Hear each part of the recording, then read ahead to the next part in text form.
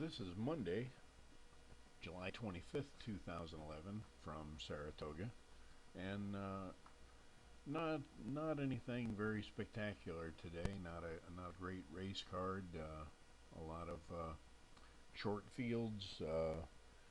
Grass races moved to the dirt, and a lot of scratches. And usually there's nothing very exciting when most every field gets cut in half or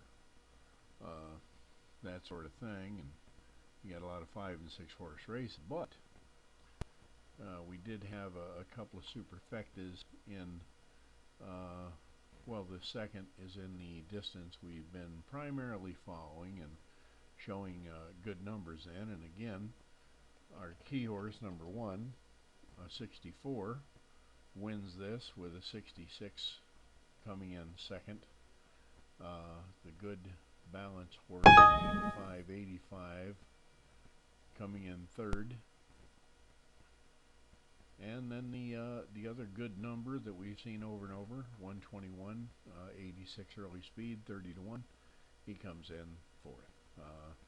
And also the one that promises or looks like he'll have a big run in the stretch and move up a few positions at least, if not win it.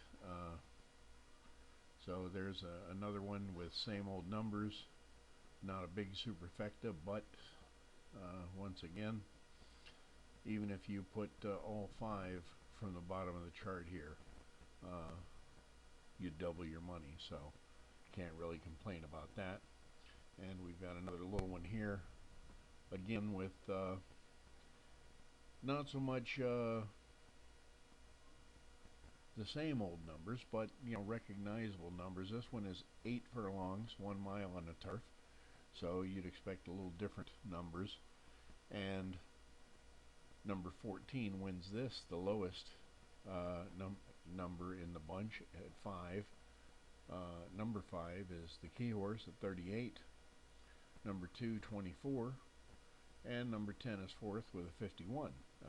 And those are the 4 lowest, except for our 1A, which is probably a sprinter with this kind of early speed, moving to the grass for some reason and trying a 2-turn race. But that set of numbers is fairly obvious that the horse won't make a serious run in the stretch. But the interesting thing that happened Monday was, I believe this was the first 1 1/8, 9 furlongs on dirt for the meeting so far in the 8th race.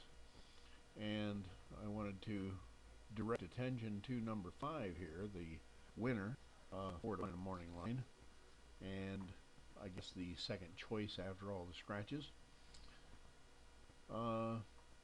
Pays $6.30 to win, but what stuck out to me was the run number for the horse at 83. The early speed is pretty good for a 1 1/8, but the 83 run number is what stuck out to me. And the reason for that being, if we can move to the time machine and go back a couple years. We go back to August 1st, 2009 on a Saturday. And here we have a couple of 1 1/8 dirt races to look at. And the first one is the first race. Number 2, Commodore Way, pays $9.60. The run number for that race, 86. A little better early speed, what with it, I guess probably being a nice dry day at 93. And of course there are 4 horses in the race with a little higher early speed, so that fits right in there. 86, 93, number 2. And then it gets interesting in the 5th race, which is the next 1 1/8 on dirt. We have number 6, Retriever, winning and paying $35. The run number for Retriever, number 6, is 86. So a very similar run number there. 90 early speed, which is right on the par. 15 to 1 morning line, a payoff of $35. not bad. And this is where I first started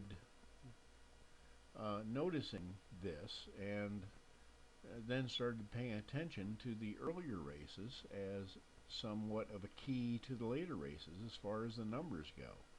And this is what directed me to the fact that the numbers are very repetitive for particular distances and classes at particular types of tracks. Saratoga, of course, being a top tier high class track. The 10th race is also a mile and eighth on the dirt. It's the Jim Dandy Stakes. That one is won by number 3, which is a 49.92, and it figures that it would be a pretty low number and probably at least half the par for that kind of high class stakes race. And the really interesting thing on this day, as we go to West Virginia in the West Virginia Derby at Mountaineer Racetrack, and Soul Warrior wins that, and his run number is 85 at 84 early speed. Very good balance, but the run number is what caught my attention there, 85. So with that, we see that the numbers themselves are accurate measurements of a horse's run, and that they repeat from year to year, track to track, surface to surface. So nowadays, when I see 9 furlongs on the dirt at Saratoga and average class for that track, I'm looking at those horses in the 80s, and I'm looking at them pretty good, because I know that's the number for that 9 furlong race. In lower classes, maybe it gets up into 120s and that sort of thing, but those 80s and mid 80s in particular, I give a good look to, and it's still the same. This is not something that is in and out, up and down, back and forth, here today, gone tomorrow. This is not one of the things that changes.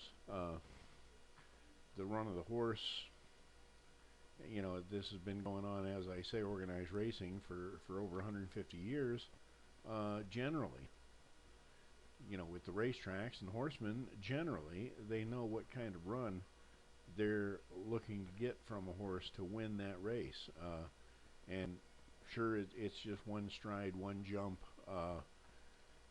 split second in time difference between 3 and 4 horses, but generally it's that particular run that they're trying to hit, because that's the run that gets to the wire first over the course of the distance.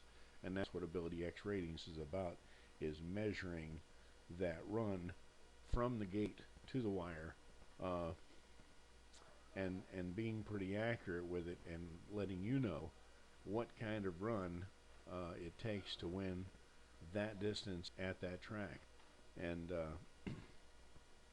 it's pretty sturdy for doing that, and that is one of the things you want to try to do with Ability X Ratings, is keep track of that, so that you can recognize going into a race which horses have a real advantage, and as long as they're not falling down or totally out of condition, which is relatively easy to spot, you can have a serious bet on your hands and know it, and know exactly what you're betting on, and do a lot of winning with that, confidently, and even at times when you might lose, it's not earth-shattering, because you understand what it is that you're betting on. So that's another thing about Ability X Ratings that I wanted to point out, and you'll see it all through the meeting at Saratoga 2011, and you'll learn about it as we go. And